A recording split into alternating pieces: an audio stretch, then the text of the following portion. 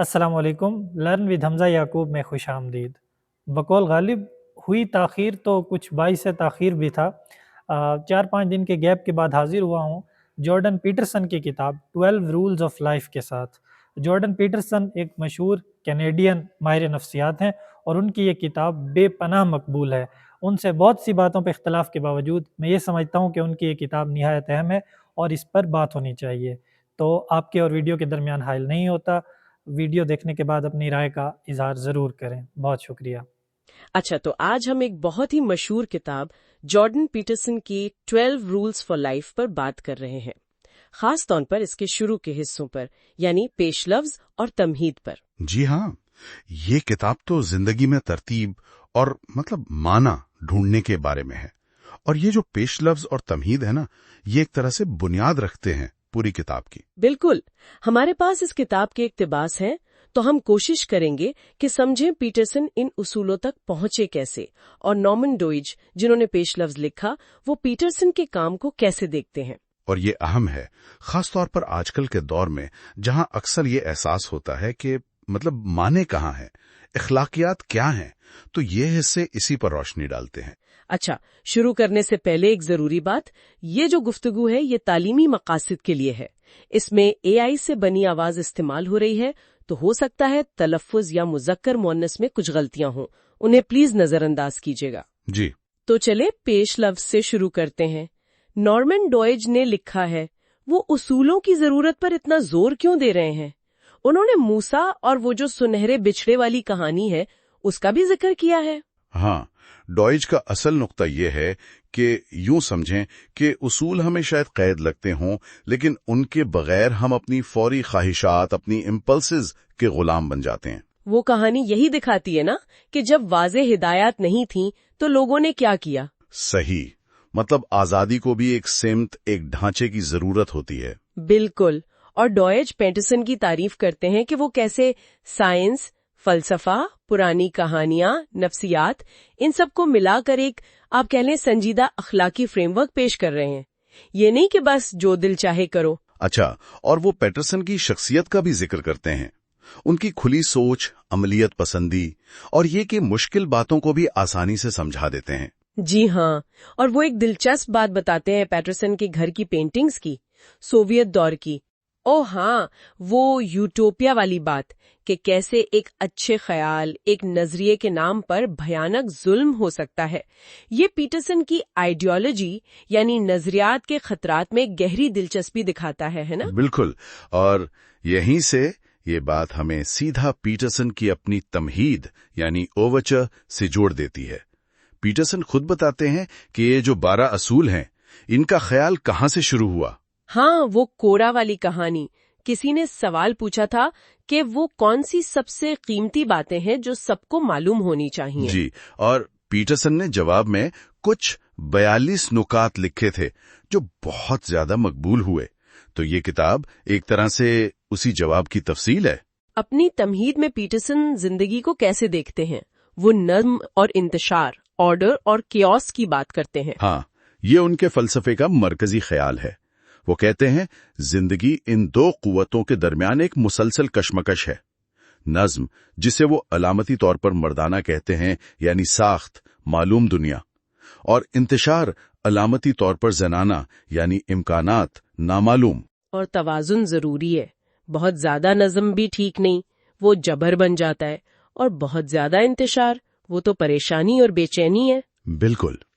और पीटरसन के नजदीक जो माना है ना जिंदगी का, वो खुशी से ज्यादा अहम चीज है।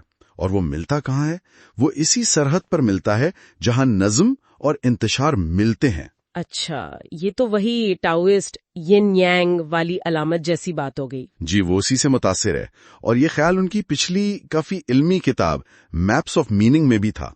वो किताब तो उन्होंने सर्द जंग के दौरान लिखी थी, ये समझने के लिए कि नजरियात की वजह से दुनिया में इतने बड़े पैमाने पर तसादुम क्यों होता है। तो मैप्स ऑफ मीनिंग में वो ये कह रहे थे कि मुश्तरका अकायद, वो जो है ना, हमें जोड़ते तो हैं, इस्तेहकाम लाते हैं। जी, लेकिन वही अकायद फिर हम और वो की तकसीम भी पैदा करते हैं और तसादुम का बायस बनते हैं। तो सवाल ये था कि इस मसले का हल क्या है। और पीटरसन इसका हल कहाँ देखते हैं? वो हल देखते हैं फर्द में। इज्तिमाई नजरियात से ज्यादा انفرادی ذمہ داری قبول کرنے میں، اپنے کردار کو بہتر بنانے میں۔ وہ دلیل دیتے ہیں کہ زندگی کی مشکلات، وہ جو وجودی بوجھ ہے، اس کا سامنا کرنے اور معنی تلاش کرنے کا بہترین طریقہ یہی ہے کہ ہم اپنی ذمہ داری خود اٹھائیں۔ وہ جو ان کا خواب تھا کیتھیڈرل والا، ہاں وہی کہ وہ ایک گنبد پر معلق ہیں، وجود کے بوجھ کو سنبھالے ہوئے۔ یہ اسی انفرادی ذمہ داری اور سچ بولنے کی اہمیت پر زور دیتا ہے۔ یہ 12 اصول ایک طرح سے اسی راستے پر چلنے کے لیے عملی قدم ہیں۔ یعنی ہمیں اپنی زندگی، اپنے مسائل، ان سب کی ذمہ داری لینی ہوگی، سچ بولنا ہوگا۔ بالکل۔ تو اگر ہم خلاصہ کریں، پیش لفظ اور تمہید مل کر یہ بتاتے ہیں کہ یہ کتاب صرف اوپر سے سیلف ہیلپ نہیں ہے، یہ ایک گہرا فلسفیانہ اور نفسیاتی لائحہ عمل ہے جو آج کے دور کی بے سمتی اور یوں کہیں کہ معنی کی کمی کا مقابلہ کرنے کی کوشش کرتا ہے۔ یہ فرد کو دعوت ہے کہ ذمہ داری قبول کرو، سچائی سے جڑو، اپنی بہترین صلاحیت تک پہنچو۔ جی، تو آخر میں اس سب کا مطلب کیا نکلتا ہے؟ ایک سوال شاید یہ بنتا ہے کہ جب آج کل اکثر کہا جاتا ہے کہ اخلاقیات تو اضافی چیز ہے، کوئی ایک سچ نہیں، تو پھر یہ انفرادی ذمہ داری، وجود کا بوجھ اٹھانے کی بات اور عالمگیر اصولوں کی تلاش، یہ اتنی پرکشش کیوں لگتی ہے؟ بہت اچھا سوال ہے، شاید اس پر سوچنے کی ضرورت ہے۔ اسی سوچ کے ساتھ آج کی گفتگو ختم کرتے ہیں۔ زندگی میں نا اکثر ہم پر بوجھ سا آ جاتا ہے، کبھی ذمہ داریوں کا، کبھی غیر یقینی صورتحال کا، یا پھر اپنی ہی پرانی ناکامیوں کا۔ صحیح۔ اور وقت کے ساتھ ساتھ یہ جو جذباتی وزن ہے، یہ ہمارے انداز، ہماری آواز، ہماری چال ڈھال سب میں نظر آنے لگتا ہے۔ بالکل، ہم اکثر جھک جاتے ہیں، نظریں چراتے ہیں، یوں جیسے سکڑ سے جاتے ہیں۔ ہاں، سکڑ جاتے ہیں۔ یہ ایک عام انسانی تجربہ ہے نا؟ جی بالکل۔ اور اسی کیفیت کے جواب میں نا ہمارے آج کے جو ذرائع ہیں، ان کا پہلا اصول جو ڈاکٹر جارڈن پیٹرسن کا ہے، وہ ایک بظاہر بڑی سادہ سی بات کہتا ہے: کندھے پیچھے کر کے سیدھے کھڑے ہوں۔ اچھا، سیدھے کھڑے ہوں۔ سننے میں تو بہت آسان لگتا ہے۔ ہاں، لگتا آسان ہے، لیکن یہ صرف آپ کہیں کہ جسمانی پوسچر کی بات نہیں ہے۔ اس کے پیچھے ایک گہرا فلسفہ ہے۔ یہ دنیا کے لیے اور اپنے آپ کے لیے ایک اعلان ہے کہ بھائی میں تیار ہوں، ہمت، ذمہ داری اور وقار کے ساتھ زندگی کا سامنا کرنے کو تیار ہوں۔ واہ! تو آئیے ذرا ان ذرائع کی روشنی میں دیکھتے ہیں کہ اس افراتفری والی دنیا میں صحیح معنوں میں قد بلند رکھنے، سیدھا کھڑا ہونے کا مطلب کیا ہے۔ اچھا، ایک جو بہت ہی دلچسپ مثال ماخذ میں دی گئی ہے وہ ہے لابسٹر کی، جھونگا مچھلی کی۔ لابسٹر؟ یہ تو واقعی غیر متوقع۔ مطلب لابسٹر کا اس سب سے کیا تعلق ہے اور گہرا ہے۔ ذرائع بتاتے ہیں کہ لابسٹرز کی دنیا میں نا یہ حیثیت اور علاقے پر قبضے کی لڑائیاں بہت عام ہیں۔ اچھا، تو جب 2 لابسٹر لڑتے ہیں، جو جیتتا ہے وہ ایک دم تن کر فخر سے کھڑا ہوتا ہے، اور ہارنے والا وہ سکڑ کر پیچھے ہٹ جاتا ہے۔ ٹھیک۔ اور یہ صرف دکھاوا نہیں ہے، اس کے پیچھے اصل میں بائیو کیمسٹری کام کر رہی ہے۔ جیتنے والے لابسٹر کے جسم میں نا سیروٹونن نامی کیمیکل بڑھ جاتا ہے۔ اچھا، سیروٹونن وہ جو موڈ وغیرہ سے جڑا ہے؟ جی ہاں، وہی۔ سیروٹونن موڈ، اعتماد اور جو سماجی حیثیت کا احساس ہے اس کو کنٹرول کرنے میں بڑا اہم ہے۔ تو جیتنے والے لابسٹر میں جب سیروٹونن زیادہ ہوتا ہے وہ اور پر اعتماد اور آپ کہہ لیں کہ جارحانہ ہو جاتا ہے، اور اس کا جسمانی انداز بھی ویسی ہو جاتا ہے، بڑا لگتا ہے، نمایاں لگتا ہے۔ ہارنے والے میں سیروٹونن کم تو وہ دب جاتا ہے، انداز میں شکستگی آ جاتی ہے۔ یہ تو حیران کن بات ہے، مطلب اتنا پرانا جاندار اور وہی سماجی اور کیمیائی اصول جو شاید ہم انسانوں میں بھی کام کرتے ہیں۔ بالکل، ذرا یہی کہتے ہیں، یہ جو نظام ہے یہ کروڑوں سال پرانا ہے اور ہمارے اعصابی نظام میں بہت گہرائی تک موجود ہے۔ تو انسانوں میں بھی ایسا ہی ہوتا ہے جب ہم ہارا ہوا محسوس کرتے ہیں؟ جی، جب ہم انسان شکست خوردہ، کمتر یا بے بس محسوس کرتے ہیں نا، تو غیر شعوری طور پر ہمارا جسم بھی جھک جاتا ہے، نظریں نیچی، کندھے جھکے ہوئے۔ صحیح۔ اور اس کے برعکس سیدھا کھڑا ہونا، کندھے پیچھے رکھنا، نظریں ملا کے بات کرنا، یہ صرف جسمانی حرکت نہیں ہے، یہ ہماری اندرونی کیفیت، ہماری سماجک پوزیشن کا بیرونی اظہار ہے۔ تو یہ صرف اچھا دکھنے کے لیے نہیں ہے، یہ ہمارے دماغ کو بھی کوئی سگنل بھیج رہا ہے۔ دراصل یہ دونوں طرف سے کام کرتا ہے۔ सीधा खड़ा होना सिर्फ दूसरों को हमारी हैसियत नहीं बताता, बल्कि ये हमारे अपने दिमाग के जो कदीम हिस्से हैं ना, जो सामाजिक दर्जाबंदी और खतरे वगैरह को समझने के लिए बने हैं, उनको भी पैगाम भेजता है। जैसे हम खुद को बता रहे हों कि मैं काबिल हूं, मैं ये चैलेंज ले सकता हूं। अच्छा। और दिलचस्प बात यह है कि ये शायद बिल्कुल लॉबस्टर्स की तरह हमारे सेरोटोनिन लेवल को भी बेहतर कर सकता है।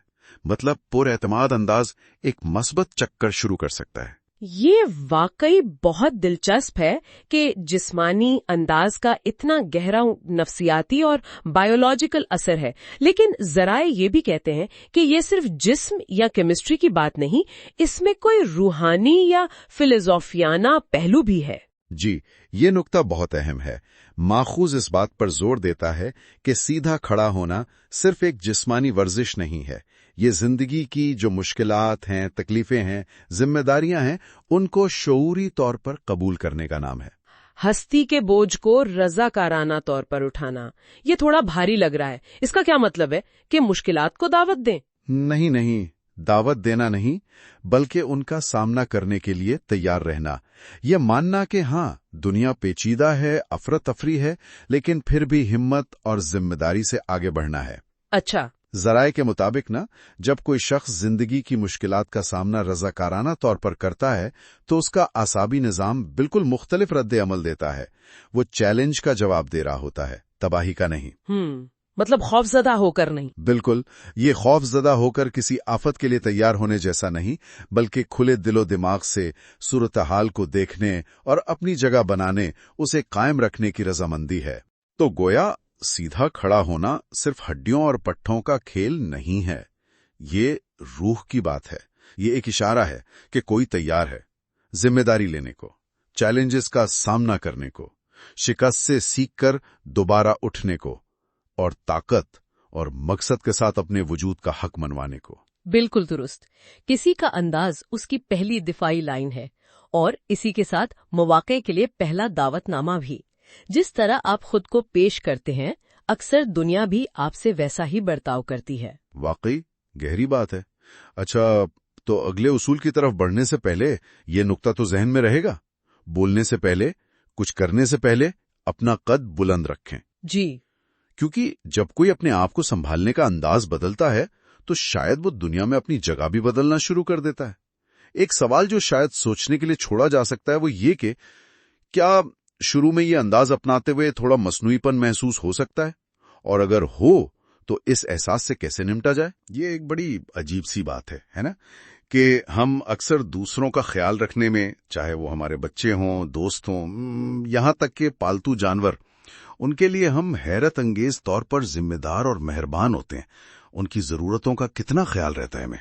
लेकिन जब बात अपनी जात की आती है, तो अक्सर हम खुद को नजरअंदाज कर देते हैं, या सख्त तनकीद करते हैं, या अपनी ही भलाई के खिलाफ चले जाते हैं।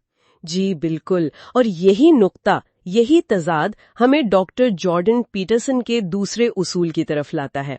वो कहते हैं, अपने साथ ऐसा सुलूक करो जैसे तुम किसी ऐसे शख्स की मदद करने के जिम्मेदार हो जिसका तुम ख्याल रखते हो। तो सवाल ये उठता है, और ये गहरा सवाल है, कि आखिर हम अपनी देखभाल उसी तवज्जो और संजीदगी से क्यों नहीं करते जिस तरह हम उनकी करते हैं जिनसे हमें मोहब्बत है या जिनकी जिम्मेदारी हम पर है। सही। तो आज हम इसी पेचीदा सवाल को जरा समझने की कोशिश करेंगे, और ये समझना कि अपना ख्याल रखना कोई खुदगर्जी नहीं, बल्कि शायद एक तरह की अखलाकी जिम्मेदारी है। चलिए देखते हैं इस बारे में जराए क्या कहते हैं। अच्छा, एक मिसाल जो अक्सर दी जाती है वो तो वाकई चौंका देने वाली है, कि लोग वो अपनी तजवीज करदा दवाइयां ठीक से नहीं लेते। अक्सर यहां तक कि गुर्दे की पैबंदकारी जैसे संगीन मामलात में भी, जहां दवा ना लेना जानलेवा हो सकता है। लेकिन वही लोग अगर उनके पालतू जानवर बीमार हों तो उनको दवा देने में वो जरा से भी कोताही नहीं करेंगे। ये फर्क क्यों है आखिर? जी, ये बहुत अहम नुक्ता है, और ये फर्क असल में अक्सर इंसान की खुद आगाही से जुड़ा है, और अपनी कदर कीमत के बारे में जो गहरे शुकूक व शुबहात होते हैं ना, उनसे। पीटरसन इसको समझाने के लिए अक्सर पुरानी कहानियों का हवाला देते हैं, जैसे पैदाइश की कहानी, जब आदम हव्वा को अपनी वो बेरंगी का एहसास होता है, अपनी कमजोरियों का, खामियों का, तो ये सिर्फ जिस्मानी नहीं होता, ये वजूदी सतह पर होता है। अपनी जात की उन कमियों का ये गहरा शऊर उनके मुताबिक हमें खुद पर बहुत सख्त मतलब मनफी फैसले करने पर मजबूर कर सकता है। और ये जो खुद आगाही है, ये तो फिर एक दोधारी तलवार हुई, है ना? एक तरफ तो हमें अपनी कमजोरियां पता चलती हैं, लेकिन दूसरी तरफ शायद इसी से हमें ये भी समझ आता है कि दूसरों को जानबूझकर तकलीफ कैसे पहुंचाई जा सकती है। यही वो नेकी और बदी का इल्म जो इंसान में जानबूझकर गलत काम करने की सलाहियत पैदा करता है। बिल्कुल, बिल्कुल। और जब हमें ये एहसास होता है कि हम में वो बुराई करने की ये सलाहियत मौजूद है, तो ये एहसास खुद से नफरत पैदा कर सकता है, या कम से कम ये शक कि क्या हम वाकई काबिल कदर हैं। शायद हम सोचें कि भाई हम इस काबिल ही नहीं कि अपना ख्याल रखा जाए। लेकिन पीटरसन के मुताबिक इसका जवाब भी वही रिवायात में मिलता है। ये ख्याल कि इंसान में एक खुदाई चिंगारी है कि उसे खुदा की शबीह पर बनाया गया है। ये जाहिर करता है कि इंसान की एक मौरूसी कदर है, एक अंदरूनी अहमियत है जो उसकी तमाम खामियों और वो बुराई करने की सलाहियत से भी ऊंची है। अच्छा, तो इस रोशनी में अगर देखें तो फिर अपनी देखभाल का मतलब बिल्कुल बदल जाता है। ये सिर्फ अपनी वो वक्ती ख्वाहिशात पूरी करना या आराम करना नहीं है, बल्कि अपनी इस अंदरूनी कदर का एहतराम करना है, अपने लिए बेहतरीन का मुतालबा करना है। गोया हम अपने साथ एक सौदा कर रहे हैं कि हम अपनी जिंदगी को बेहतर बनाएंगे, जिम्मेदारी से। जी। और ये इखलाकी जिम्मेदारी शायद इसलिए भी है क्योंकि जब हम अपनी कदर नहीं करते, अपनी सलाहियतों को जाया करते हैं, तो इसका बुरा असर सिर्फ हम पर नहीं पड़ता, हमारे आसपास के लोगों पर भी पड़ता है ना, माशरे पर भी। बिल्कुल सही। और यहाँ ये समझना बहुत जरूरी है कि अपने लिए अच्छा क्या है। ये वो नहीं जो एक बच्चा फौरी तौर पर चाहता है, जैसे हर वक्त टॉफी खाना। वो वक्ती खुशी है, बल्कि अच्छा वो है जो लंबी मुद्दत में आपकी नश्वनुमा, आपकी किरदार, आपकी जिम्मेदारी और एक बामकसद जिंदगी की तरफ ले जाए। इसमें अपनी जिंदगी की सिमत तय करना शामिल है, अपने उसूल वाजे करना, ये समझना कि मुस्तकबिल के लिए क्या बेहतर है, और फिर सबसे मुश्किल, खुद से किए गए वादों को निभाना। ये आसान रास्ता नहीं होता। ये बात तो बहुत अहम है। जरा सोचें, अगर हमारा कोई दोस्त हो जो मुसलसल बुरी आदतों में फंसा हो, अपनी सेहत खराब कर रहा हो, अच्छे मशवरों को ना मान रहा हो, तो हम क्या करेंगे? हम उसकी मदद करना चाहेंगे, है ना, उसे समझाएंगे, उसकी बेहतरी चाहेंगे। तो पीटरसन का नुक्ता यही है कि हमें खुद अपने लिए वही मेहरबान लेकिन जिम्मेदार दोस्त बनना है। जी बिल्कुल। अपने साथ जिम्मेदारी से पेश आने का मतलब बुनियादी तौर पर ये तस्लीम करना है कि हमारी जिंदगी, हमारी जात वो अहमियत रखती है, उसका कोई मकसद है, ये बेमानी नहीं है। और जब ये एहसास होता है तो फिर हम अपनी बेहतरी के लिए कदम उठाने पर माइल होते हैं। बात ना समझें, बल्कि एक अमली रवैया बनाने की कोशिश करें। हर फर्द, बशमूल हम खुद, इस बात का मुस्तहिक है कि उसका ख्याल रखा जाए, उसे नज़्म ज़ब्त सिखाया जाए और मुश्किल में उसकी मदद की जाए। आप भी इस मदद, इस ख्याल, इस साख्त के मुस्तहिक हैं। ये सिर्फ एक वो खुशकुन नारा नहीं है, ये अपनी जात के साथ एक रोजमर्रा का मुआहिदा है। और शायद सबसे बड़ा चैलेंज यही याद रखना है कि ये जिम्मेदारी एक मुसलसल अमल है, ये कभी खत्म नहीं होती। कहते हैं ना कि दोस्त मतलब जिन लोगों के साथ हम अपना वक्त गुजारते हैं, वो हमारी जिंदगी पर बहुत गहरा असर डालते हैं, शायद उससे भी ज्यादा जितना हम सोचते हैं। जी बिल्कुल। वो या तो हमें ऊपर उठाते हैं या फिर आहिस्ता आहिस्ता नीचे ले जाते हैं। हाँ, और इसी हवाले से डॉक्टर जॉर्डन पीटरसन का तीसरा असूल है, उन लोगों से दोस्ती करें जो आपके लिए बेहतरीन चाहते हैं। ये उसूल बज़ाहिर सीधा लगता है, लेकिन ये हमें सोचने पर मजबूर करता है कि हमारे दोस्त, हमारे करीबी लोग, क्या वो वाकई हमारी भलाई चाहते हैं? सही। या कहीं ऐसा तो नहीं कि हमारी बेहतरी से उन्हें मतलब खतरा महसूस होता हो? बिल्कुल। तो आज हम इसी पर बात करेंगे। ये सिर्फ पसंद किए जाने के बारे में नहीं है। नहीं, बल्कि ये ऐसे लोगों को चुनने के बारे में है जो हमें अपनी बेहतरीन सलाहियतों तक पहुंचने में मदद दें। जी, देखते हैं कि पीटरसन के तजुर्बात और उनके तज्जिये की रोशनी में सही दोस्ती कैसे किस्मत बदल सकती है और गलत दोस्ती कि कितनी तबाहकुन हो सकती है। अच्छा, तो पैटरसन शुरू करते हैं अपने आबाई कस्बे से, फेयरव्यू, अल्बर्टा, कनाडा में। मैंने पढ़ा है कि ये काफी सख्त जगह थी, दूर दराज शुमाल में। जी हाँ, बहुत। खासतौर पर सर्दियां, -40 डिग्री तक दर्ज हरारत, ओह, महीनों तक अंधेरा, और नौजवानों के लिए करने को कुछ खास था नहीं, मतलब मुस्बत सरगर्मियां कम थीं। तो ऐसे में तो दोस्ती बहुत अहम हो जाती होगी, एक जरूरत, एक सहारा। यकीनन। और इसी पस मंजर में वो अपने 2 दोस्तों का जिक्र करते हैं, क्रिस और उसका कजन एड। हाँ, क्रिस के बारे में वो लिखते हैं कि ज़हीन था, साइंस में दिलचस्पी लेता था, जी, लेकिन साथ ही बहुत गुस्से वाला, मायूस किस्म का। और उसका वो पुराना टूटा फूटा ट्रक। बिल्कुल, जैसे वो उसकी अपनी अंदरूनी हालत का अक्स हो, जैसे वो ठीक ही नहीं करना चाहता था। और एड, वो भी तो शुरू में काफी ज़हीन और अच्छे मुस्तकबिल वाला लगता था। हाँ, शुरू में तो गैर मामूली था, लेकिन फिर आहिस्ता आहिस्ता नीचे की तरफ चला गया। शायद गलत दोस्तियां या मंशियात, दोनों में जैसे अपनी हालत बेहतर करने की ना ख्वाहिश थी ना हिम्मत, वो बस फंसे हुए थे। पीटरसन एक वाकया भी बताते हैं जब वो लोग एडमिंटन गए थे, क्रिस और एक और दोस्त कार्ल। जी, शहर गए कुछ बेहतर की तलाश में। लेकिन वहां जाकर भी क्या किया, वही फेयरव्यू वाली हरकतें। बिल्कुल, नशे की तलाश, होटल में बैठकर पीना। ये तो वो तकरार की मजबूरी वाली बात हो गई। Repetition compulsion. सही पकड़ा आपने। माहौल बदल गया, लेकिन वो पुराने नुकसानदार रास्ते नहीं छोड़े। जैसे जानबूझकर नीचे जाने वाले रास्ते चुन रहे हो। लेकिन सवाल ये है कि आखिर लोग ऐसा करते क्यों हैं? क्यों ऐसे दोस्त चुनते हैं जो उनके लिए ठीक नहीं? कई वजूहात हो सकती हैं।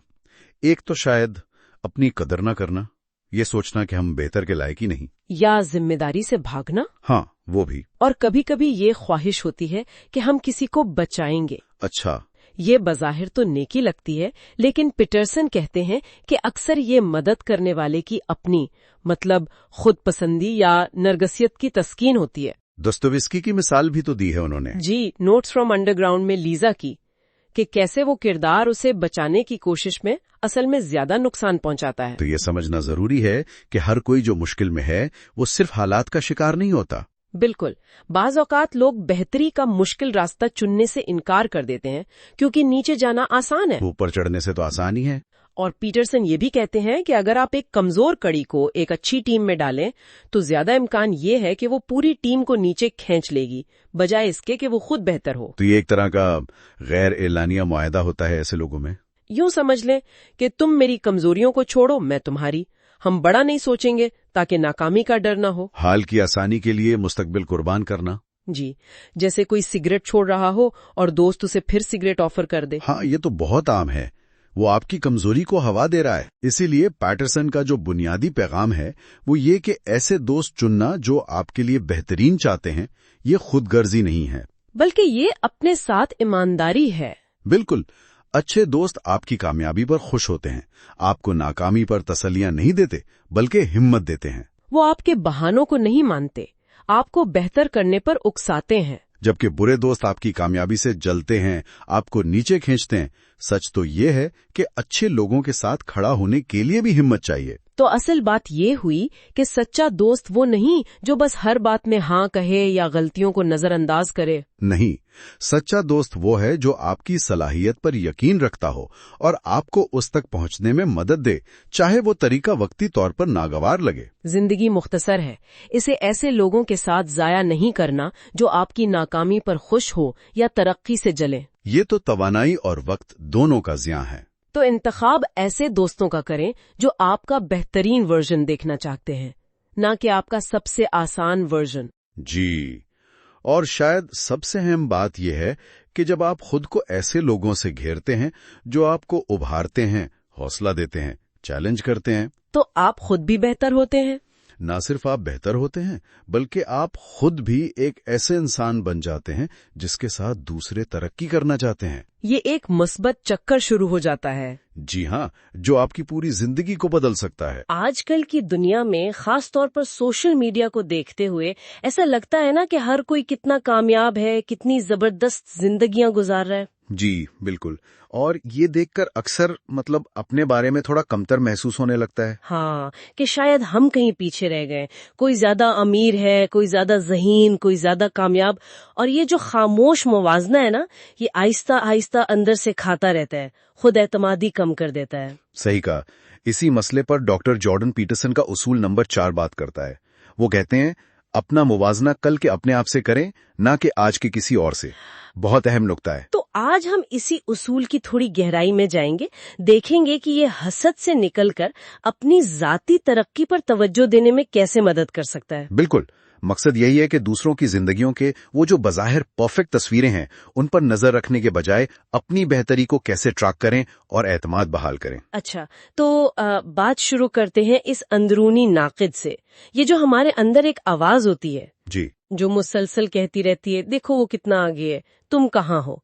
और आजकल तो ये और भी मुश्किल है, शहरों में इंटरनेट की वजह से हमेशा कोई ना कोई बेहतर नजर आ ही जाता है। यकीनन, आप कितने ही अच्छे क्यों न हो किसी चीज में, आपको हमेशा कोई न कोई आपसे बेहतर मिल ही जाएगा। यह हकीकत है। तो ये तो काफी मायूसकुन बात हुई फिर। हाँ, अगर आप इस तरह सोचें तो। लेकिन यही पीटरसन एक बहुत अहम बात कहते हैं।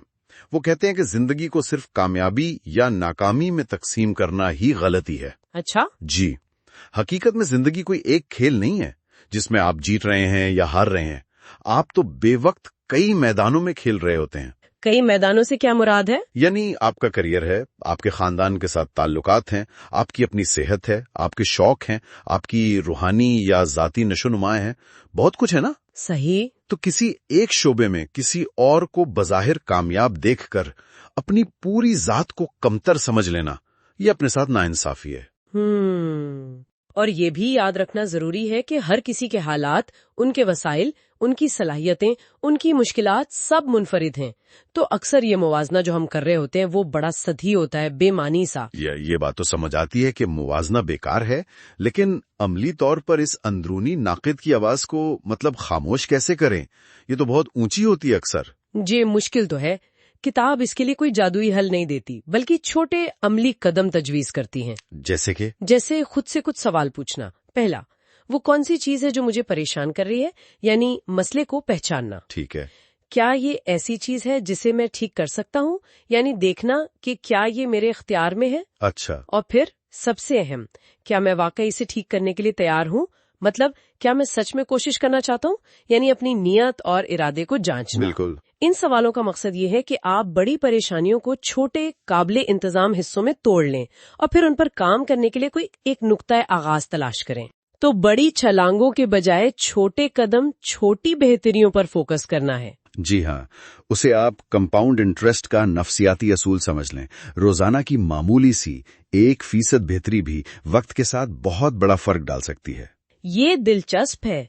लेकिन इसके लिए सबसे अहम चीज है तवज्जो देना, पे अटेंशन। तवज्जो देना? हाँ, किताब में वो मशहूर गुरुएरा तजुर्बे का जिक्र है। ओह हाँ, वो जिसमें लोग बास्केटबॉल गिन रहे होते हैं और गोरिल्ला को नोटिस नहीं करते। बिल्कुल वही। वो तजुर्बा ये दिखाता है कि हम वही देखते हैं जिस पर हमारी तवज्जो मरकूज होती है। अगर आपकी तवज्जो हर वक्त अपनी कमियों और दूसरों की कामयाबियों पर रहेगी तो आपको हर तरफ वही नजर आएगा। सही। लेकिन अगर आप अपनी तवज्जो इस सवाल पर लगाएं कि मैं आजकल से थोड़ा बेहतर कैसे हो सकता हूं, तो आपको वो छोटे छोटे मौके नजर आना शुरू हो जाएंगे जिनसे बेहतरी लाई जा सकती है। तो मतलब ये हुआ कि हम अपनी हकीकत को एक तरह से बदल सकते हैं, सिर्फ अपनी तवज्जो का मरकज बदलकर। बिल्कुल। तो रोजमर्रा की जिंदगी में इसका मतलब ये हुआ कि आप रोज खुद से पूछें, आज मैं कल के मुकाबले में क्या एक छोटी सी चीज बेहतर कर सकता हूँ। ये तो काबिल अमल लगता है, मतलब बहुत बड़ा पहाड़ नहीं हिलाना। नहीं, बिल्कुल नहीं। ये इतना सादा हो सकता है कि आज आप अपनी मेज साफ कर लें या 5 मिनट कोई नई चीज सीखने की कोशिश कर लें। किताब कहती है खुद से पूछें, वो कौन सा एक छोटा सा काम है जो मैं आज कर सकता हूँ और करूँगा, जिससे मेरी जिंदगी जरा सी बेहतर हो जाएगी। और फिर वो कर लेना है। हाँ, और जब कर लें तो खुद को शाबाश भी दें। ये छोटी कामयाबियां आहिस्ता आहिस्ता आपकी खुद एतमादी बढ़ाती हैं और इस अंदरूनी नाकद को कमजोर करती हैं। तो खुलासा ये हुआ कि अगर हम अपना पैमाना दूसरों को बनाएंगे तो हमेशा नाकाफी महसूस करेंगे। यकीनन। लेकिन अगर अपना मवाजना अपने गुजरे हुए कल से करें तो छोटी सी पेशरफ्त भी एक जीत महसूस होगी। बिल्कुल दुरुस्त। जिंदगी दूसरों के साथ कोई दौड़ नहीं है, ये तो अपने आप का बेहतर वर्जन बनने का एक लंबा आहिस्ता सफर है। तो पैगाम वाज़े है, मुवाजना छोड़े, बेहतरी पर तवज्जो दें। जी। अगर आप आज कल से सिर्फ 1% भी बेहतर है तो आप सही रास्ते पर हैं। बहुत खूब। آخر میں سامعین کے لیے ایک سوچنے کی بات چھوڑ جاتے ہیں. ذرا تصور کریں وہ تمام ذہنی توانائی جو ہم دوسروں سے اپنا موازنہ کرنے میں خرچ کرتے ہیں، اگر وہ ساری توانائی صرف آج اپنی زندگی کی کسی ایک چھوٹی سی چیز کو بہتر بنانے پہ لگا دیں تو کیا ہوگا؟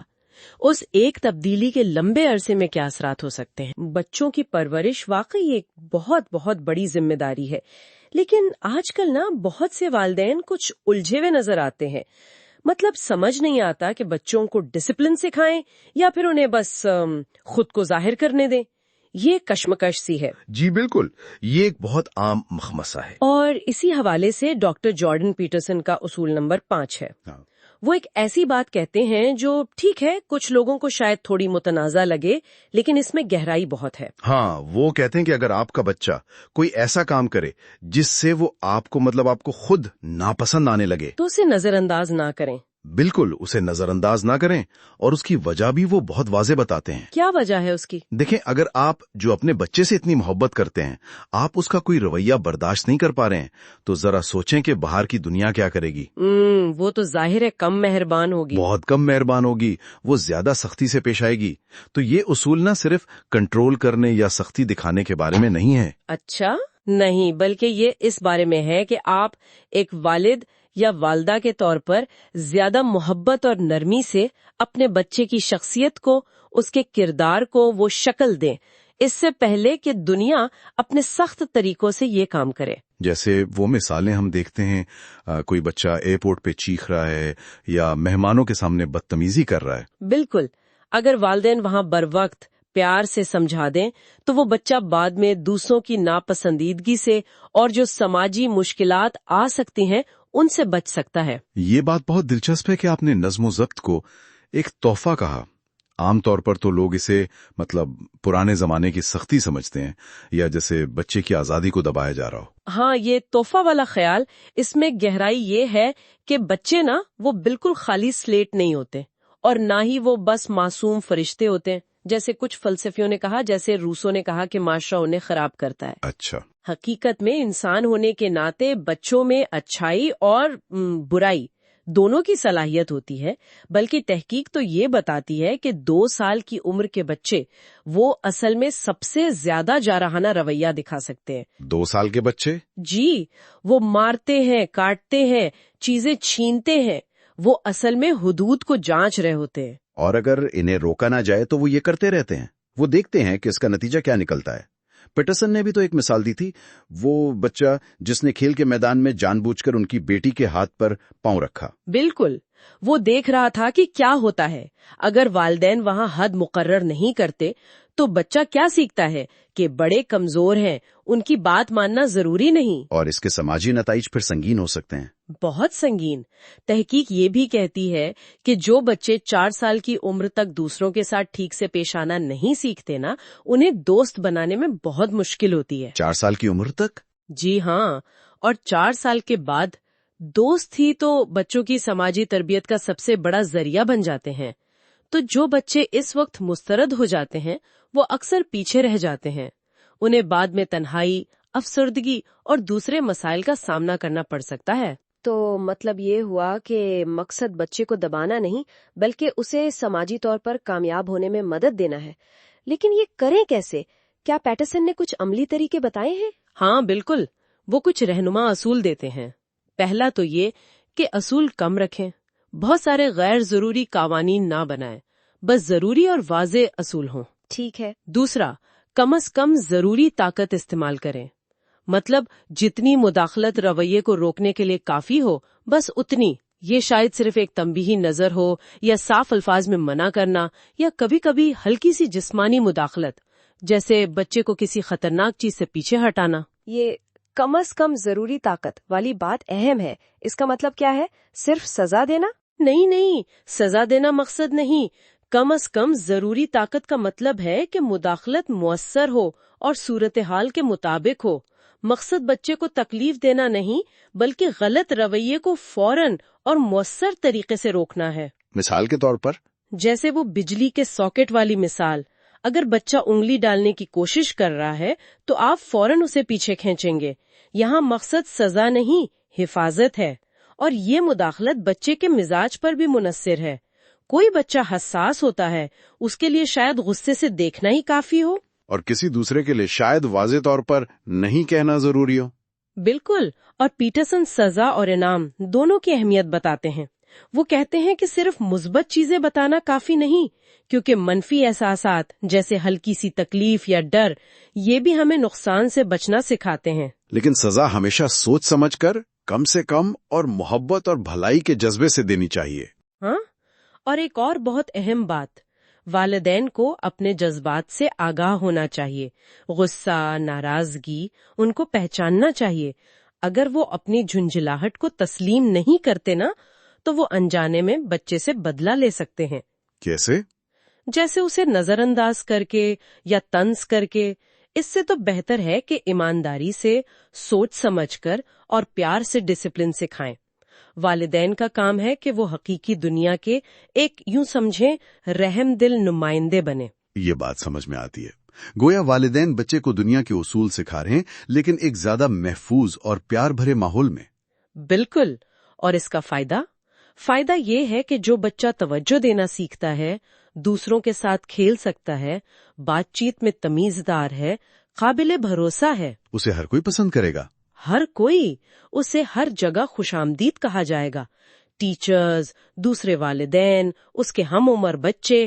یہ سماجی قبولیت اس کی خود اعتمادی بڑھاتی ہے اور مستقبل میں کامیابی کے دروازے کھولتی ہے. تو جن بچوں کو رہنمائی نہیں ملتی، کامی، مسترد ہونے اور مایوسی کے لیے تیار کر رہے ہوتے ہیں، یہ ان کی مدد نہیں، یہ ان کا نقصان ہے.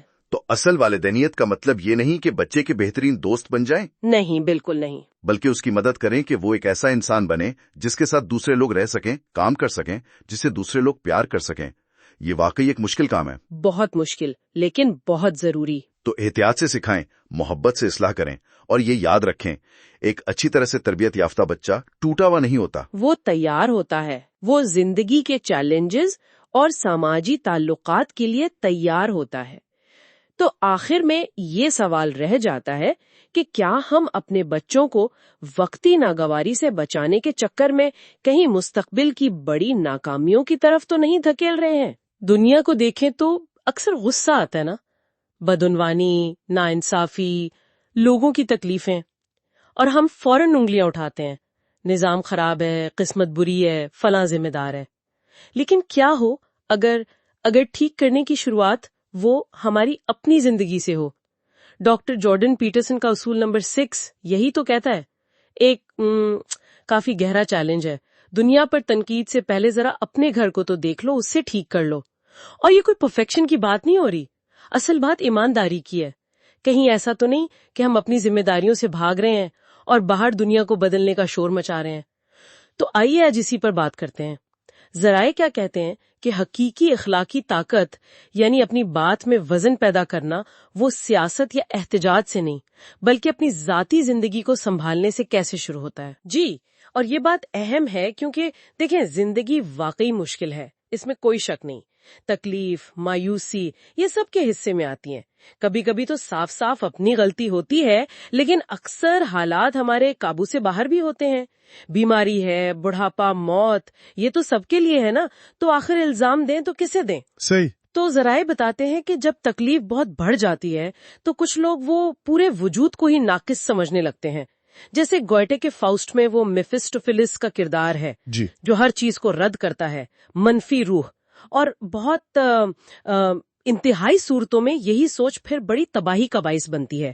یہاں تک کہ ٹالسٹائے جیسے بڑے نام، وہ بھی زندگی کی بے معنویت کے سوال پر شدید مایوسی کا شکار ہو گئے تھے. یہ تو بہت تاریک سوچ ہے، اور وہ بدلے کا جذبہ بھی سمجھ میں آتا ہے. جیسے جرائم میں کارل پینزرم کی مثال ہے. اس نے اتنی تکلیفیں دیکھی کہ وہ ایک خطرناک مجرم بن گیا. اس کا غصہ جیسے پوری انسانیت پر تھا. لیکن کیا کوئی اور راستہ بھی ہے؟ بالکل ہے. اور یہیں پر الیگزینڈر سولزینیتسن کی مثال بہت اہم ہو جاتی ہے.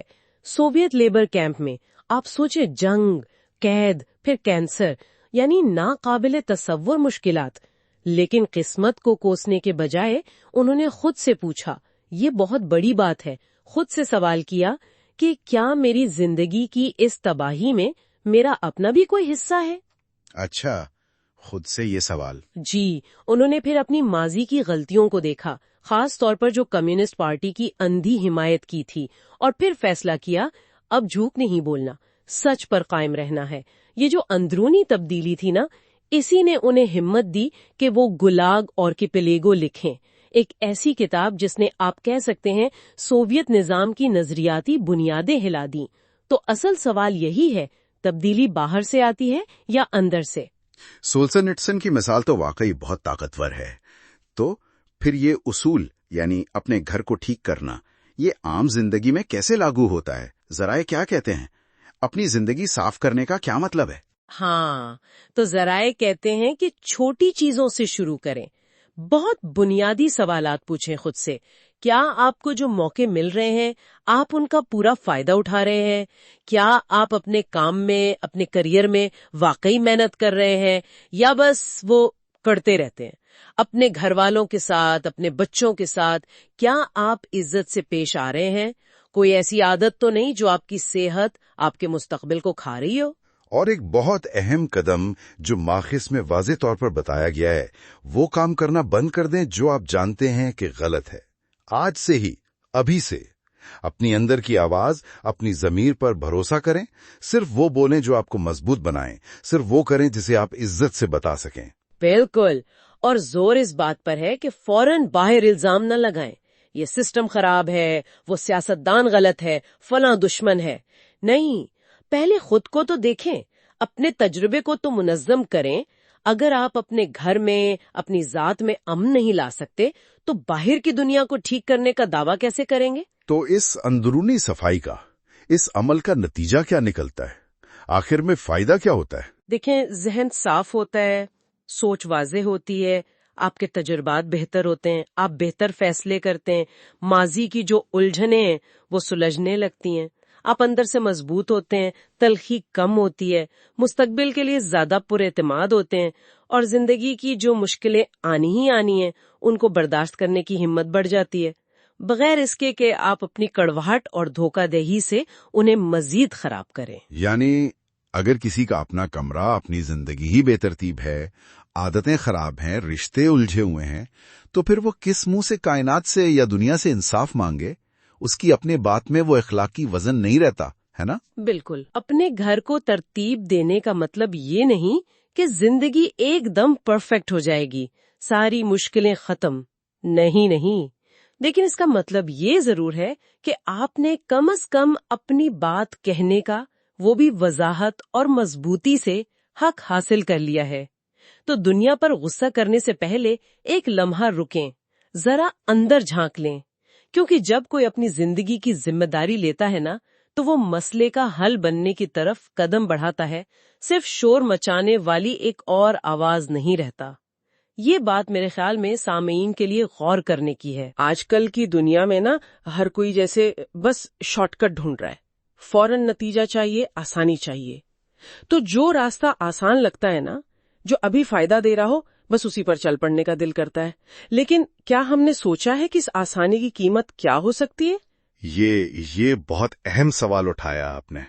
ڈاکٹر جارڈن پیٹرسن اپنے 7ویں اصول میں اسی کی بات کرتے ہیں۔ وہ کہتے ہیں کہ صرف اس چیز کے پیچھے مت بھاگو جو وقتی طور پر آسان یا فائدہ مند لگے، جسے وہ ایکسپیڈینٹ کہتے ہیں۔ اچھا، بلکہ اس چیز کی پیروی کرو جو بامانی ہو، میننگ فل۔ اور یہ اصول تو سیدھا ہمیں زندگی کے مطلب انسانی وجود کے بنیادی سوالات تک لے جاتا ہے نا، کہ زندگی میں تکلیف کیوں ہے؟ وہ بائبل میں بھی ذکر ہے، پیدائش کی کتاب میں، کہ زندگی مشقت بھری ہے۔ تو آخر کیا چیز ہے جو اس ساری تکلیف کو، اس درد کو جھیلنے کے قابل بناتی ہے؟ بالکل، پیٹرسن یہی تو دکھاتے ہیں۔ وہ پرانی حکمت، مذاہب، نفسیات، ان سب سے مثالیں لاتے ہیں اور واضح کرتے ہیں کہ وقتی خوشی یا آسانی نہیں، بلکہ میننگ، اصل سہارا وہ ہے۔ یہ جو فوری تسکین ہے نا، ایکسپیڈینسی، یہ وقتی حل تو لگتا ہے، جسے جھوٹ بول دیا مشکل سے بچنے کے لیے، یا کوئی دھوکہ دے دیا آگے بڑھنے کے لیے۔ ہاں بالکل، لیکن کیا یہ واقعی بہترین راستہ ہے یا صرف وقتی فرار؟ تو آئیے اسی پر تھوڑی گہری بات کرتے ہیں کہ یہ جو حقیقی اطمینان ہے وہ آسانی سے نہیں آتا، बल्कि तब आता है जब हम मकसद के साथ जिंदगी का बोझ उठाते हैं। ये एक्सपीरियंस ही, ये वक्ती फायदे वाला रास्ता शुरू में तो बड़ा अच्छा लगता है। हाँ, लगता तो है जैसे फौरन कोई मसला हल हो गया, लेकिन ये रास्ता ये अंदर से कमजोर करता है। ये हकीकत की तलखी से, सच्चाई से एक तरह का फिरार है। इसकी कोई मिसाल? जी, एक बहुत पुरानी और क्लासिकी मिसाल काबिल की कहानी है। केन की? जब उसकी कुर्बानी कबूल नहीं हुई ना, तो उसने क्या किया? उसने हाबील को, अपने भाई को, जी, हसद और गुस्से में आकर कत्ल कर दिया। ये उस वक्त के गुस्से और नाकामी के एहसास से निमटने का एक तबाहकुन एक्सपीडियंट तरीका था। उसने मुश्किल का सामना नहीं किया, खुद को बेहतर बनाने की कोशिश नहीं की, बस तबाही चुन ली। ओह, जबकि दूसरी तरफ फिर मानी का रास्ता है, मीनिंग वाला। जी, और ये रास्ता कुर्बानी मांगता है। कुर्बानी किस तरह की? मतलब फौरी मजे को टालना, मेहनत करना, जिम्मेदारी कबूल करना। ये हाल में मुश्किल उठाकर मुस्तकबिल को बेहतर बनाने की एक कोशिश है। अच्छा, तो ये वही ख्याल है ना जो शायद हमारे परखों ने समझा था कि आज कुर्बानी दो, मेहनत करो तो कल फसल अच्छी होगी। बिल्कुल यही तसव्वुर है। कदीम इंसान ने शायद इसे यूं समझा कि कायनात में कोई देखने वाली, परखने वाली ताकत है। तो जब हम कोई कीमती चीज, अपना वक्त, अपनी मेहनत, अपने वसाइल किसी आला मकसद के लिए कुर्बान करते हैं, तो ये मुस्तकबिल के साथ एक सौदा है। जैसे हाबील की कुर्बानी, वो क्यों कबूल हुई? क्योंकि उसमें नियत थी, मेयार था, उसने अपनी बेहतरीन चीज पेश की। ये महज रस्म नहीं थी। ये कुर्बानी का तसव्वुर फिर आगे और भी गहरा होता है। हजरत इब्राहिम और इसहाक वाली मिसाल। जी हाँ, वो तो इंतहा है। सबसे कीमती चीज की कुर्बानी मांगी गई। ये इस बात की अलामत है कि माने की तलाश में कभी कभी हमें अपनी सबसे प्यारी चीज, अपने गहरे यकीन तक को चैलेंज करना पड़ता है, ताकि हम वो बन सकें जो बनने की सलाहियत रखते हैं। बिल्कुल। और यही कश्मकश हमें हजरत ईसा की आजमाइशों में भी नजर आती है। अच्छा, जब शैतान ने आजमाया था? जी, पहली आजमाइश क्या थी?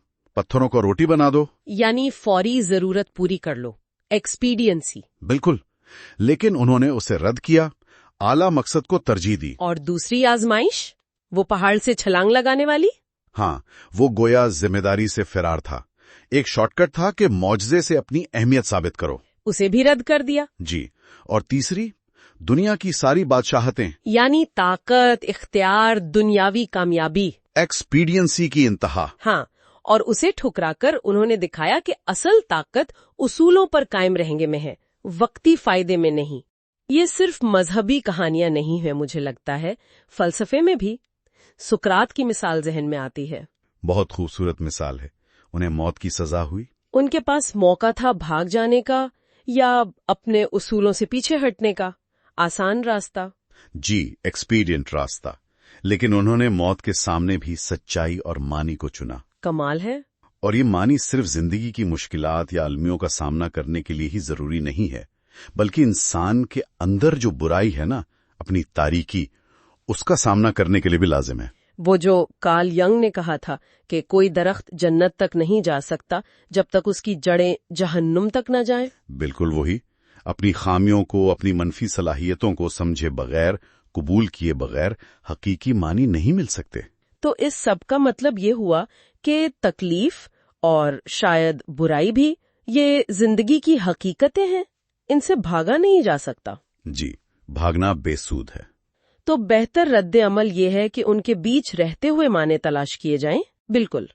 और शायद सबसे बड़ा बमानी मकसद ये बन सकता है कि दूसरों की गैर जरूरी तकालीफ को कम करने की कोशिश की जाए। ये बात बहुत गहरी है। यकीनन, क्योंकि देखें, ये जो वक्ती फायदा है, आसानी, एक्सपीरियंसी, उसकी चमक बहुत जल्द खत्म हो जाती है। ये अभी तो मुतमईन कर देगी, मगर लंबे अरसे में कमजोर बना देती है, जिम्मेदारी से बचने का बहाना बन जाती है। जबकि दूसरी तरफ मानी का रास्ता, वो आपसे कीमत मांगता है, मेहनत, ईमानदारी, कुर्बानी, तवज्जो। जी, वो ज्यादा का मुतालबा करता है। लेकिन बदले में जो देता है, वो किरदार की मजबूती, वो मकसदियत, वो कहीं ज्यादा कीमती है। बिलाशुबा, जब कोई आसानी पर मानी को तरजीह देता है, تو وہ اپنے عمل کو سچائی، ذمہ داری اور اچھائی کے ساتھ ہم آہنگ کر لیتا ہے۔ یہی وہ راستہ ہے جو زندگی کو بس گزارنے کی بجائے اسے صحیح معنوں میں جینے کے قابل بناتا ہے۔ بالکل تو پھر سوچنے کی بات یہ نہیں کہ سب سے آسان کیا ہے، نہیں، بلکہ یہ کہ صحیح کیا ہے۔ کیونکہ ایک بامانی زندگی شاید ہمیشہ آرام دہ نہ ہو۔ جی نہیں، آرام دہ شاید نہ ہو، لیکن یہ ہمیشہ جینے کے قابل ہوتی ہے۔ اچھا، تو ہم سبھی کبھی نہ کبھی ایسی باتیں کہہ جاتے ہیں جو شاید پوری طرح سچ نہیں ہوتی۔ جی بالکل، کبھی دوسروں کو تکلیف سے بچانے کے لیے، کبھی وہ اپنی ساخت بچانے کے لیے۔ ہاں، مگر ہر جھوٹ، چاہے وہ کتنا ہی چھوٹا کیوں نہ ہو، وہ حقیقت کو تو کہیں نہ کہیں بگاڑ دیتا ہے نا۔ صحیح۔ اور دیکھیے، اسی بنیادی انسانی کشمکش پر ڈاکٹر جارڈن پیٹرسن اپنا 8واں اصول پیش کرتے ہیں۔ 8واں اصول کیا ہے وہ؟ سچ بولو یا کم از کم جھوٹ مت بولو۔ بظاہر یہ ایک سادہ سا جملہ لگتا ہے، ہاں ہے تو سادہ، لیکن اس کی گہرائی کافی ہوگی۔ مطلب یہ صرف دوسروں سے ایمانداری کی بات نہیں ہے۔ نہیں، بالکل نہیں، یہ اس سے کہیں زیادہ گہری بات ہے۔ یہ تو اپنی ذات کے ساتھ، اپنے اندر کے ساتھ بے وفائی نہ کرنے کا نام ہے۔ اچھا، یعنی جب ہم کچھ ایسا کہتے ہیں جس پہ خود یقین نہیں، جی، یا کسی جھوٹ کا سہارا لیتے ہیں، تو پیٹرسن کہتے ہیں کہ یہ آپ کے اپنے کردار کو، آپ کی شخصیت کو کمزور کرتا ہے۔ تو یہ ایک طرح سے خود کو کمزور کرنا ہے۔ بالکل، پیٹرسن کے نزدیک سچائی ہی وہ بنیاد ہے جس پر طاقت، بامقصد زندگی اور وہ حقیقی آزادی کھڑی ہو سکتی ہے۔ چاہے سچائی تکلیف دہ ہی کیوں نہ ہو۔ جی، چاہے وہ کتنی ہی کڑوی یا مشکل کیوں نہ ہو۔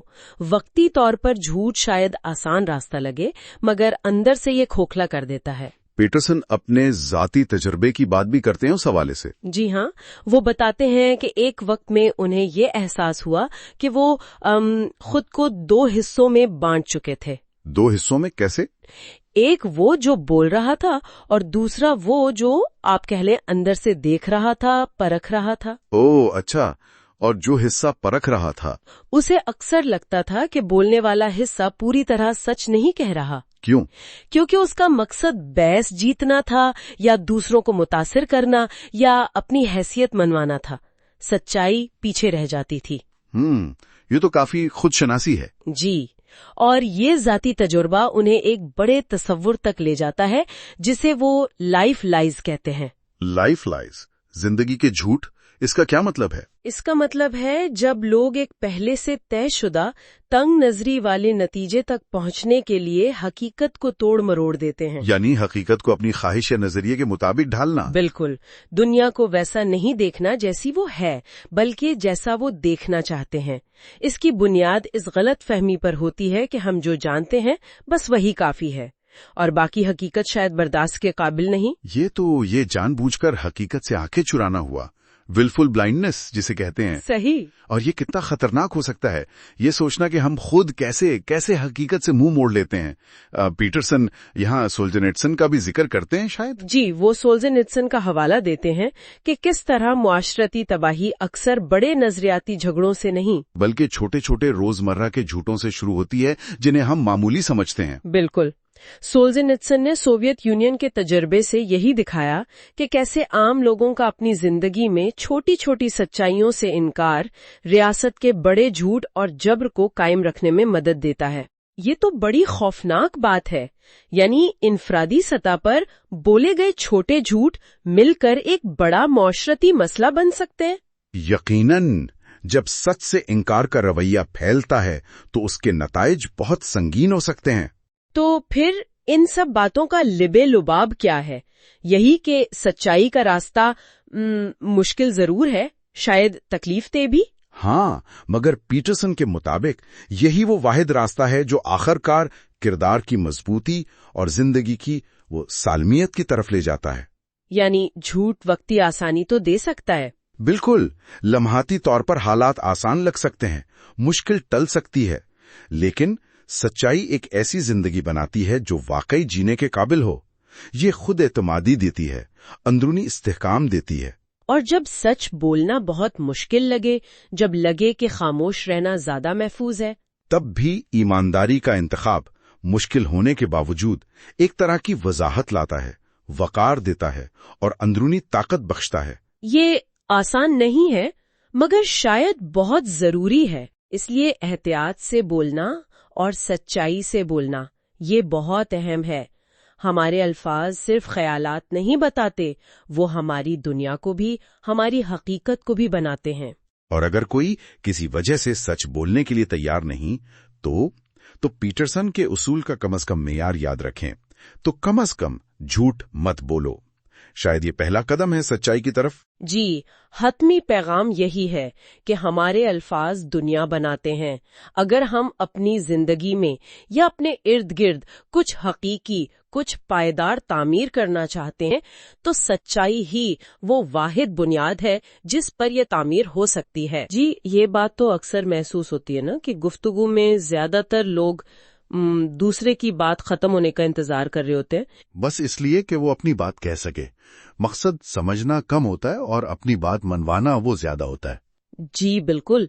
और इसीलिए शायद डॉक्टर जॉर्डन पीटरसन ने अपने एक उसूल ने ये बात कही है कि फर्ज करें कि जिस शख्स को आप सुन रहे हैं वो शायद कुछ ऐसा जानता हो जो आप नहीं जानते। ये बहुत बुनियादी नुक्ता है। बिल्कुल। तो आज हम इसी ख्याल की गहराई में उतरेंगे। जराए बताते हैं कि भाई हकीकी बातचीत के लिए ना अपनी अना को थोड़ा सा पीछे रखना पड़ता है। दूसरों के इल्म, उनके तजुर्बात, यहाँ तक कि उनके दर्द को समझने के लिए तैयार होना पड़ता है। तो ये आजिज़ी ही शायद दानाई का दरवाजा खोलती है। सही। और ये जो गौर से सुनना है, ये सिर्फ एहतराम नहीं है, ये सीखने का और शायद खुद को बेहतर बनाने का भी एक अमल है। जी हाँ, तो आइए देखते हैं कि जराए इस गौर से सुनने को कैसे बयान करते हैं। एक दिलचस्प फर्क जो वाजे किया गया है वो साइकोथेरेपी और मशवरे के दरमियान है। हाँ, ये मुझे भी बहुत दिलचस्प लगा। मतलब जराए कहते हैं कि साइकोथेरेपी या जो हकीकी गुफ्तगू है उसका बड़ा हिस्सा तो सुनने पर ही मुश्तमिल होता है, जबकि मशवरा देना वो अक्सर तब होता है जब हम या तो बातचीत से जान छुड़ाना चाह रहे हों या शायद ये दिखाना कि भाई हम ज्यादा जानते हैं। बिल्कुल। और सुनने का मतलब सिर्फ चुप रहना नहीं है, ये दूसरे को जगह देना है। जराए में एक मुअल्लिस की मिसाल है जो एक क्लाइंट की बात सुन रहे थे। वो क्लाइंट कह रही थी कि वो एक चुड़ैल हैं और उनका गिरोह दुनिया में अमन लाने के लिए काम कर रहा है। ओह। तो सुनने से बाज़ औक़ात ऐसी परतें खुलती हैं जिनका हम अंदाजा भी नहीं लगा सकते। ये सिर्फ अजीब कहानियां नहीं होती, बल्कि ये समझने का मौका मिलता है कि लोगों के ख्यालात चाहे कितने ही गैर मामूली क्यों ना लगें, उनकी अपनी एक मंतिक, अपना एक मायने होता है। अच्छा, तो इसका मतलब ये हुआ कि सुनने से सिर्फ हमें मालूमात नहीं मिलती, बल्कि ये दूसरे शख्स को अपने ख्यालात वाजे करने में भी मदद देता है। यकीनन लोग अक्सर बोलकर ही सोचते हैं। गुफ्तगू एक तरह से वो ख्यालात को तरतीब देने का अमल है। अगर कोई तवज्जो से सुनने वाला ना हो तो जहन उलझा रहता है। सोचना भी तो एक अंदरूनी मुकालमा है ना, जहां मुख्तलिफ जाविये आपस में टकराते हैं। ये आसान काम नहीं। इसीलिए जब कोई दूसरा शख्स आपको सुनता है तो वो आपके ख्यालात को जांचने में मददगार साबित होता है, एक तरह से आपका साथी भी और आपका नाक़िद भी। इसी सिलसिले में कॉल रॉजर्स की टेक्निक का जिक्र भी है, जो सुनने में तो शायद आसान लगे लेकिन अमल में काफी मुश्किल हो सकती है। हाँ, रॉजर्स की तजवीज वो ये है कि इख्तिलाफे राय की सूरत में कोई शख्स अपनी बात तब तक ना कहे जब तक वो दूसरे शख्स के ख्यालात और एहसासात को उसकी तसल्ली के मुताबिक दोहरा न दे। अच्छा, ये मामूली बात नहीं है। इसका पहला फायदा तो ये है कि आप वाकई समझने की कोशिश करते हैं, और रॉजर्स के बकौल इसमें यह खतरा मोल लेना पड़ता है कि शायद आपका अपना नुक्ता नजर बदल जाए। ओह, यानी अपनी सोच के बदल जाने का खतरा मोल लेना। वाह जी। और ये ज़हनी लचक बहुत से लोगों को वो गवारा नहीं होती। सही कह रहे हैं। और इसके दूसरे फवायद कुछ और भी हैं। दूसरा, ये अमल आपकी याददाश्त को बेहतर बनाता है।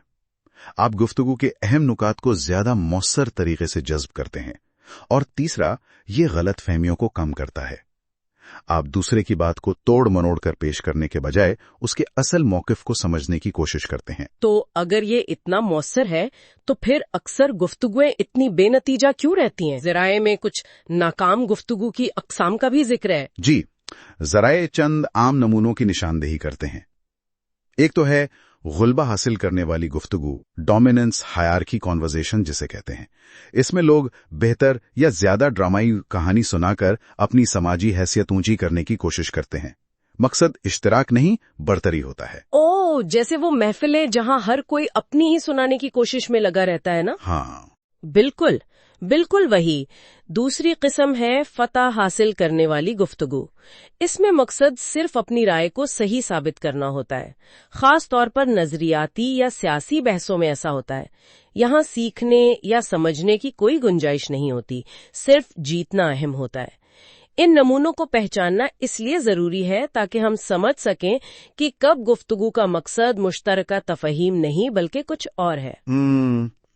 इन सब के मुकाबले में ज़राए बाहमी तलाश की गुफ्तगू यानी कन्वर्सेशन ऑफ म्यूचुअल एक्सप्लोरेशन को सबसे बेहतर करार देते हैं। ये क्या चीज है? ये गुफ्तगू की आला तरीन शक्ल है। यहाँ मकसद जीतना या बरतरी साबित करना नहीं, बल्कि मिलकर किसी सच्चाई या मसले के हल तक पहुंचना होता है। शुरका इस नियत से आते हैं कि शायद उनके पास पूरा जवाब ना हो और वो दूसरे से कुछ सीख सकते हैं। अच्छा, तो इसमें तो फिर इंसान सिर्फ दूसरे को नहीं बल्कि एक तरह से खुद को भी सुन रहा होता है कि दूसरे की बात मुझ पर क्या असर कर रही है, मेरे अंदर क्या नए ख्यालात पैदा हो रहे हैं। यही उसकी खूबसूरती है। यहाँ शुरका एक मुश्तरका ज़हनी सफर पर होते हैं। ज़राए के मुताबिक ये वो मकाम है जहाँ हकीकी ज़हनी और जज्बाती ताल्लुक कायम होता है। आपको एहसास होता है कि ये गुफ्तगू वाकई बामानी थी, सिर्फ अल्फाज का तबादला नहीं।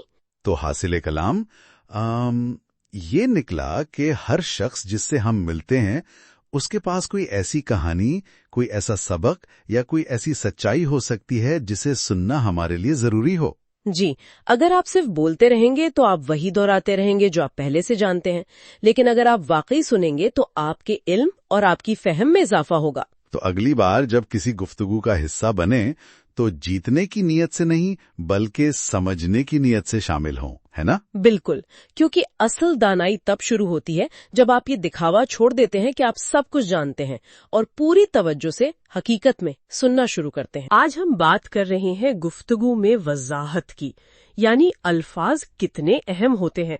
कहते हैं ना कि अल्फाज से ही हकीकत बनती है। जी बिल्कुल, और जब बात साफ ना हो, मुबहम हो, तो मसाइल भी वो भी उलझे हुए रहते हैं, धुंधले से। लेकिन अगर जबान वाज़े हो तो रास्ता भी साफ नजर आता है ना? यकीनन। और यही नुक्ता डॉक्टर जॉर्डन पीटरसन अपने 10वें उसूल में समझाते हैं। वो कहते हैं अपनी गुफ्तगू में वाज़ेह रहें। अच्छा, तो ये सिर्फ सही अल्फाज चुनने या ग्रामर की बात नहीं है, इससे ज्यादा कुछ? जी, इससे कहीं ज्यादा है। असल में इसका मतलब है अपने डर, अपने ख्वाहिशात को नाम देना, उनका सामना करना। बिल्कुल, और अपने मकासद को साफ साफ बयान करना, और जो चीजें गलत हैं उन्हें सामने लाना ताकि उनको ठीक किया जा सके। तो गोया लफ्जों से उलझनों को सुलझाना। आइए देखते हैं कि ये जबान की सफाई जिंदगी में कैसे सफाई लाती है और कैसे वो गोलमोल बातचीत हमें उलझन में डाले लेती है। इसके लिए एक अच्छी मिसाल लैपटॉप की है। हम रोज इसे इस्तेमाल करते हैं, एक आम सी चीज समझते हैं। हाँ, बिल्कुल आम सी। लेकिन देखें, वो लैपटॉप जो एक शय नजर आता है वो असल में कितने सारे पेचीदा निजामों पर चल रहा है। बिजली का निजाम है, सॉफ्टवेयर है, इंटरनेट है, यहाँ तक कि लोगों का आपस में एतबार। अच्छा, ये तो सोचा ही नहीं। और उसकी अपनी कीमत भी कितनी तेजी से बदलती है। तो ये मिसाल दिखाती है कि हमारा दिमाग दुनिया की पेचीदगी को हमारे लिए कैसे आसान बनाता है। तो गोया हम दुनिया को बस यूं ही नहीं देखते बल्कि अपने काम और मकसद के हवाले से देखते हैं। बिल्कुल, हमारा दिमाग चीजों को देखता है कारामाद औजार के तौर पर या फिर रुकावट के तौर पर। ये इस पर मुनहसर है कि हम करना क्या चाह रहे हैं। यानी माना पहले से मौजूद है, जैसे कुर्सी तो बैठने के लिए। जी, माना उसके इस्तेमाल से जुड़ा है। और क्या ये सिर्फ चीजों तक ही महदूद है या हमारा जो खुद का एहसास है वो भी इसमें शामिल है? बिलाशुबा हमारा खुद का तस्वुर सिर्फ हमारी जिल्द तक नहीं रहता, ये फैलता है।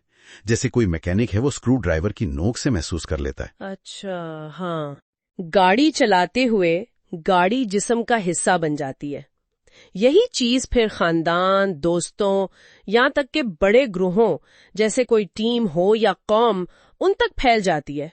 तो जब तक चीजें ठीक चल रही हैं मंसूबा बंदी के मुताबिक, तब तक दुनिया बड़ी सादा लगती है।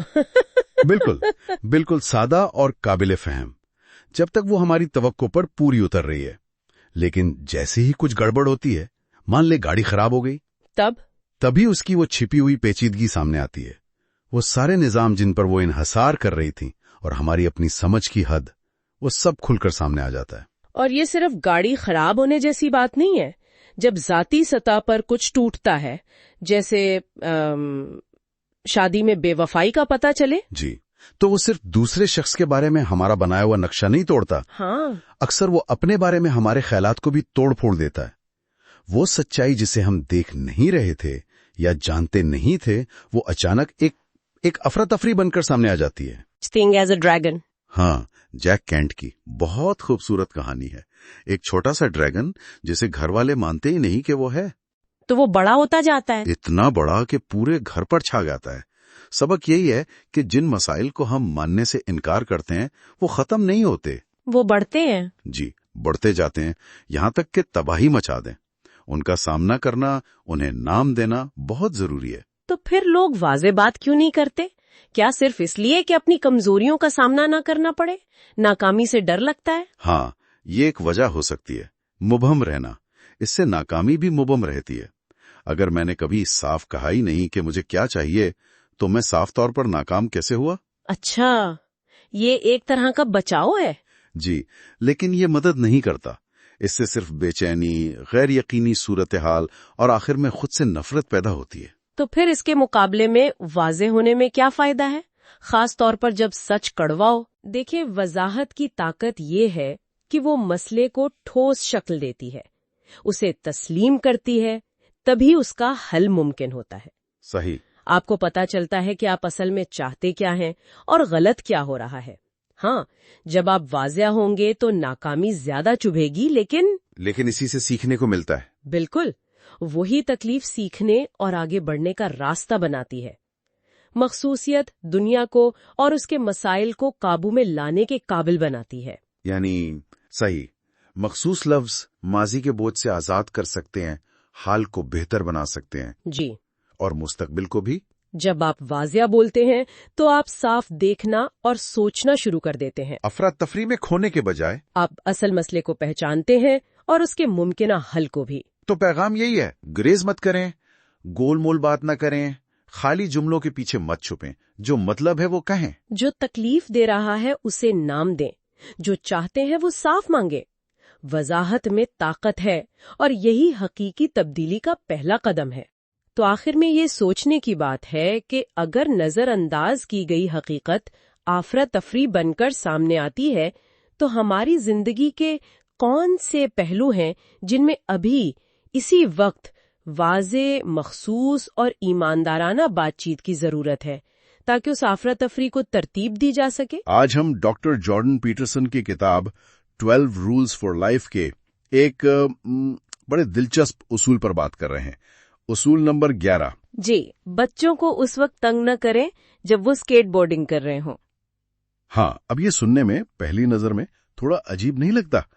मेरा मतलब है स्केट बोर्डिंग और जिंदगी के बड़े उसूल। लगता तो है, लेकिन जाहिर है पीटरसन यहाँ सिर्फ स्केट बोर्डिंग की बात नहीं कर रहे। नहीं, बिल्कुल, वो गहरी बात कर रहे हैं। जी, उनका असल नुक्ता ये है कि जब बच्चे, खास तौर पर वो कहते हैं लड़के, अपनी हदें आजमा रहे होते हैं, रिस्क ले रहे होते हैं, बिल्कुल, खतरात मोल ले रहे होते हैं, किसी मुश्किल से जुद्दोजहद से सीख रहे होते हैं, तो हमें फौरन कूद नहीं पड़ना चाहिए, मुदाखलत नहीं करनी चाहिए। अच्छा, तो ये सिर्फ खेल नहीं है, ये एक तरह से खुद को आजमाने का अमल है। और पीटरसन कहते हैं कि अगर हम उन्हें बहुत ज्यादा बचाएंगे तो उनकी नशोनुमा रुक जाएगी। यानी हम उनकी हिम्मत, उनकी काबिलियत, उनका एतमाद, वो सब कम कर रहे हैं अनजाने में। बिल्कुल, वो यही दलील देते हैं।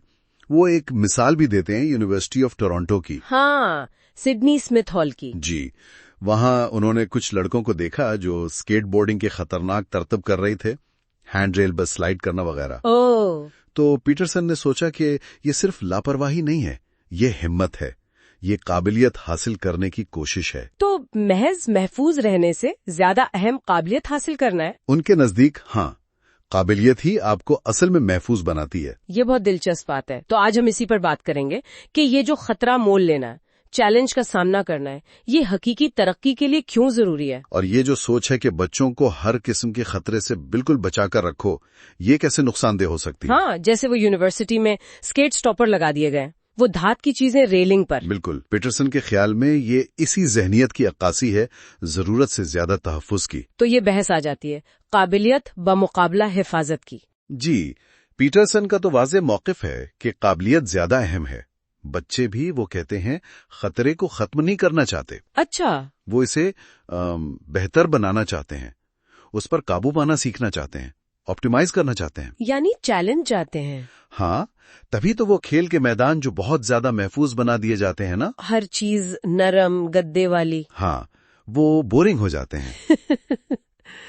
یا پھر بچے انہیں خطرناک طریقوں سے استعمال کرنے لگتے ہیں، غیر ارادی طور پر۔ تو یہ انسانی فطرت ہے کہ ہم چیلنج ڈھونڈتے ہیں تاکہ ہم بڑھ سکیں، سیکھ سکیں۔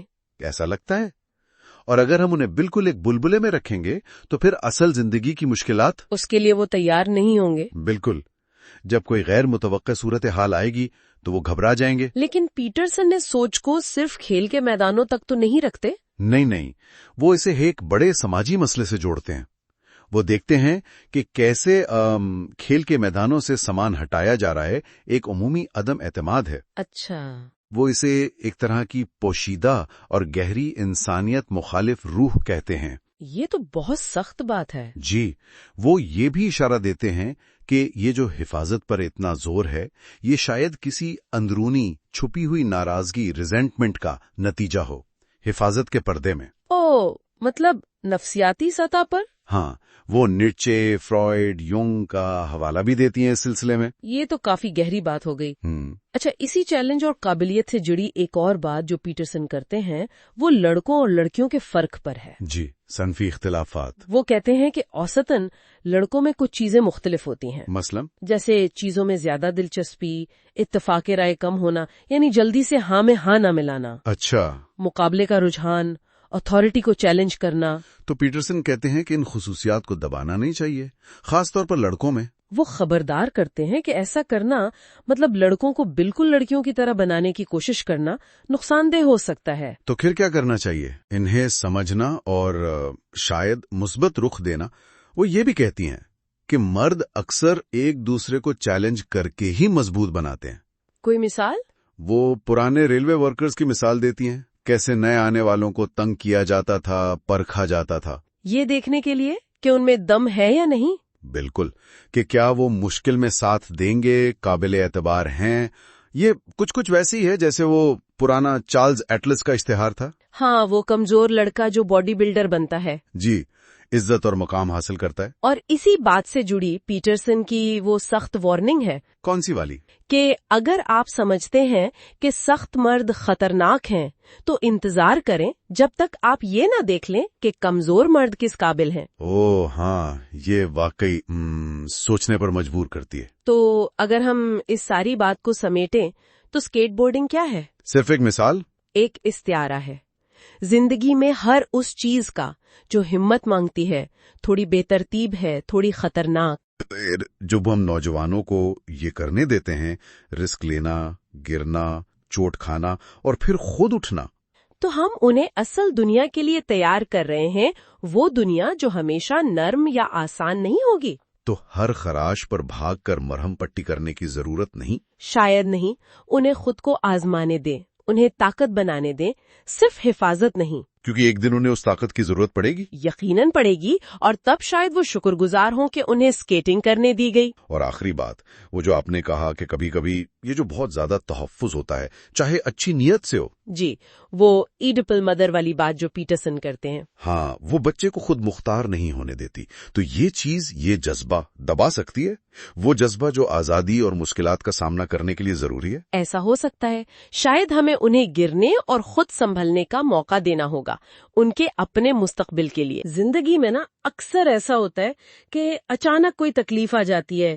بیماری، کوئی نقصان، پریشانی، مطلب یہ چیزیں بغیر بتائے ہماری دنیا بدل دیتی ہیں، اور کبھی کبھی تو لگتا ہے کہ بھئی سوائے برداشت کرنے کے اور کوئی چارہ ہی نہیں ہے۔ آج ہم ڈاکٹر جارڈن پیٹرسن کی کتاب 12 رولز فار لائف کے آخری اصول پر بات کر رہے ہیں، اصول نمبر 12، جب سڑک پر بلی نظر آئے تو اسے پیار کریں۔ اب یہ سننے میں تو لگتا ہے کہ صرف بلیوں کی بات ہو رہی ہے، لیکن ایسا نہیں ہے۔ اس کا مطلب گہرا ہے کہ شدید تکلیف کے بیچ بھی سکون کے، خوبصورتی کے جو چھوٹے چھوٹے لمحے ہوتے ہیں ان کو کیسے محسوس کیا جائے۔ یہ ایک طرح سے رکنے، سانس لینے اور جو کچھ اچھا ہے اسے سراہنے کی دعوت ہے، چاہے باقی سب کچھ بکھرا ہوا ہی کیوں نہ لگے۔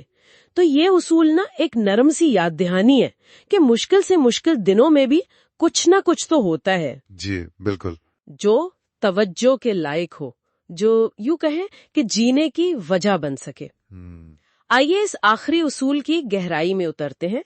اچھا، پیٹرسن باب کا آغاز کرتے ہیں اپنے کتے سمکو کے ذکر سے۔ یہ انہوں نے اس لیے کیا کہ جو لوگ کتے پالتے ہیں وہ الگ تھلگ محسوس نہ کرے، وہ بھی جڑ جائیں۔ جی یہ تو انسانی فطرت ہے نا کہ ہم گروہوں سے اپنی پہچان بناتے ہیں، چاہے وہ کتنی چھوٹے کیوں نہ ہوں۔ لیکن وہ فوراً اصل موضوع پر واپس آتے ہیں، یعنی وجود کی جو تکلیفیں ہیں، ہماری جو حدود ہیں۔ بالکل، اور اس اصول کی بنیاد ان کے اپنے بہت ہی ذاتی اور تکلیف دہ تجربے میں ہے۔ جی وہ اپنی بیٹی مکھائلا کی کہانی بتاتے ہیں۔ انہیں بچپن میں جوونائل ریومیٹوئڈ آرتھرائٹس تشخیص ہوئی تھی، اور یہ کوئی معمولی بیماری نہیں تھی۔ مطلب ان کے 37 جوڑ متاثر تھے، علاج بہت مشکل تھا، اور درد اتنا شدید کہ انہیں آکسی کانٹن جیسی ایک بہت طاقتور دوا لینی پڑی۔ جی جی، جو کہ ایک نشاور دوا ہے۔ ہاں، یہاں تک کہ ان کا کولہا تبدیل کرنا پڑا۔ یہ سوچنا بھی مشکل ہے کہ اس خاندان پر جذباتی طور پر کیا بیتی ہوگی۔ اور یہ جو ذاتی کہانی ہے نا، یہ ہمیں ایک بڑے بنیادی فلسفیانہ سوال کی طرف لے جاتی ہے، جو دوستویفسکی نے بھی اٹھایا تھا برادرز کرامازوف میں، کہ بھئی ایسی دنیا کیوں ہے جہاں معصوم بچے اتنی اذیت سے گزرتے؟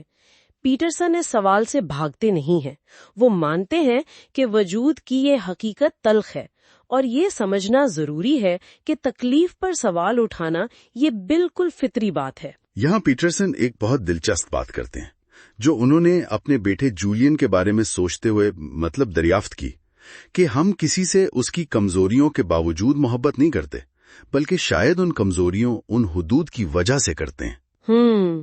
اگر انسان مکمل ہو جائے، ناقابل تسخیر ہو جائے، تو کیا وہ اپنی انسانیتی کھو نہیں دے گا؟ جیسے سپرمین کی مثال ہے، جب وہ بالکل پرفیکٹ تھا تو کردار بورنگ ہو گیا، پھر کرپٹونائٹ آئی، اس کی کمزوری، تو کردار میں دوبارہ جان پڑی۔ یہ واقعی بہت گہری بات ہے۔